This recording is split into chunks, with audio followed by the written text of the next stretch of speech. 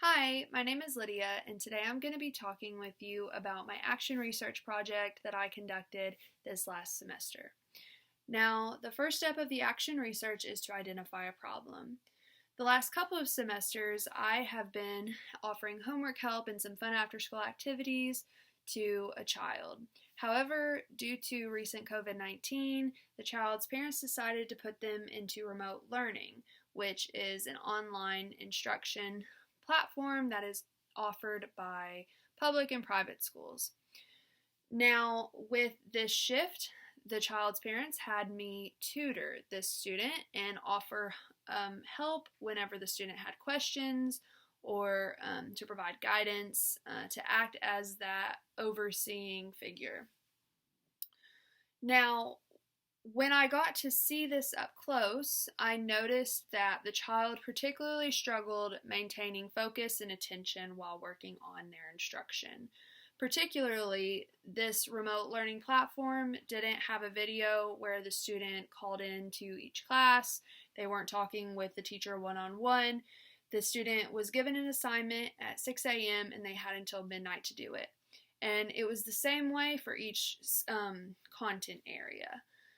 So with this, the student kind of had to popcorn around, figure out and determine and choose which assignments that they had to complete and when, and get it done by the due time.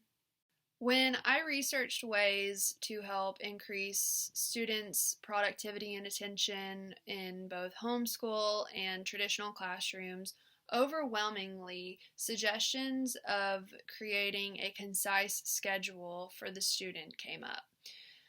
Essentially, if students have a concise and predictable schedule that is used every day, they do not have to make as many decisions throughout. Now, these decisions can take time because ultimately the students want to do well, they want to get done, but they don't necessarily know how. So when we take that framework and put it there for them, they don't have to make as many decisions, therefore they're more productive. They want to do well, so they're going to go through that usually. Now, with this, I decided to create a schedule that was tailored to the student that I was working with. So I first took the class that they struggled most in, which was English Language Arts, and put that at the beginning of the day because statistically speaking, students have the most energy at the beginning of the day. Therefore, they will be able to tackle that subject more successfully.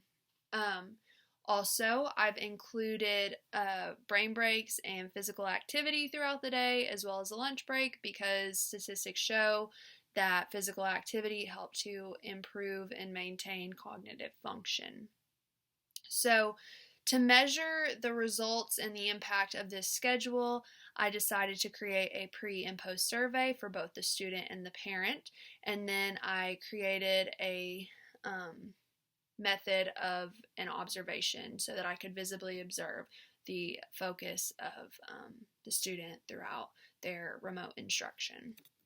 So this is the pre and post survey that I created for both the parent and the students, and there is a version that is created for the student and then one for the parent, and they both contain the same questions. They're just worded in regards to who it is talking about. So itself, or the student themselves, and then the parent. And the format that I chose was a survey that contained 17 questions that were measurable, and then 3 reporting questions that gave me more information on the student's situation. And I measured this with a Likert scale. So there are 3 types of questions that are on each survey. I labeled them as red, yellow, and green. And I'll scroll down here so that you can see it a little better. So this is the student's pre-survey. And you can see where I've highlighted each question. And they didn't see these colors. They didn't see the measured Likert scale. But green questions pertained to the student's physical productivity throughout remote learning. The yellow questions pertained to factors that would directly affect student productivity in remote learning, and red questions have likely an effect, but we can't really measure that. So I'll show you some examples. So the first question is a red question, and it says that this school year is different from the school years that I have done before. Now, the student on this question indicated that they sort of agree. And since this is something that might negatively affect them, we put -1. Now, number 2 is a yellow question as well as number 3. Examples of those questions are more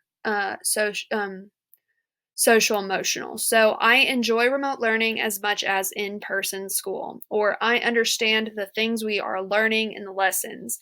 So they sort of disagree that remote learning is enjoyable compared to in-person school. So it's a -1. And number 3, they agree that they're understanding the things that they're learning in the lessons.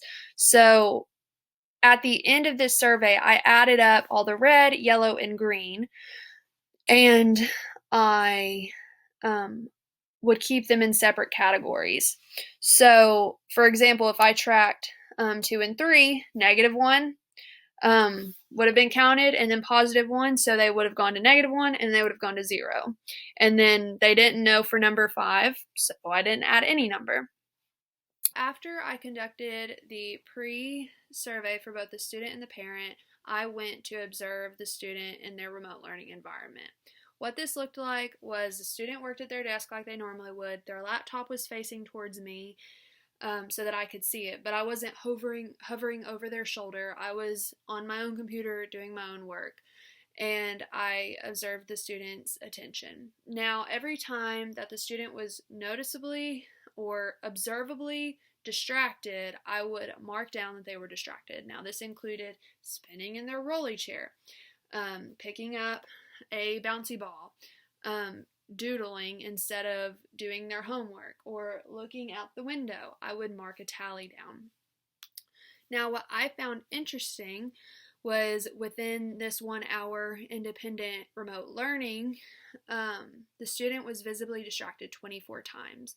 Now, since it was Friday, I actually got to observe the student in a 15-minute Google Meet video with their music teacher to ask questions about learning about the ukulele, and the student was only visibly distracted in that time period 3 times. When you expand that into the 1 hour time frame, they were visibly distracted 12 times compared to 24, which is half the amount of times that they were distracted when they were independent learning. So here is a copy of the daily remote learning schedule that I created for the student. Now, this schedule is catered specifically for them. If you were to adjust this for another learner, you would trade out language arts with whatever their struggle topic is. So if they struggled with math, then math would be the first part of the day. Then you can see throughout that there are 2 brain breaks and then a lunch break. And this is so that students can get up, move, get some water, they can eat their lunch, go outside, go for a walk, basically get those endorphins going, which help to increase cognitive function. After I implemented the action for 3 weeks, I came back and observed the student once again, and I conducted another parent and student survey. Now, within this observation, I noticed that the student was visibly distracted 18 times, which is a 25% decrease within distraction. And here is a graph that compares the pre-survey results for both the student and the parent within each criteria level, and then the post-survey. So on this page, you are going to see the child's pre-survey questions and post-survey questions, both the green, yellow, and red, individually compared to each other, and you are able to see the growth or the change that occurs after the action. So remember, the or the green color questions had to do with the child's actual physical productivity. The yellow questions had to do with the child's social emotional factors that will directly impact their productivity. And then the red questions are circumstantial that might affect their social emotional, might affect their productivity, but we can't really determine how. Now, with the green questions, you'll notice that the child started out at -7. They answered on the post survey an average of 0, which was a +7 growth. With the yellow, they had another +7 growth from -4 to +3. And with the red, they maintained the same, but that indicates that it's a circumstance and it hasn't really changed much. Now, with the adult, they started out at a -1 in terms of productivity, and they grew 4 points to +3. And they grew 1 for the yellow questions in terms of their students' social emotional, how they held themselves. And then the adult also didn't change at all in regards to the red questions. Now, we did see notable growth between the pre and post surveys and the pre and post observations. However, we can't for sure say that the schedule was the entire reason behind that.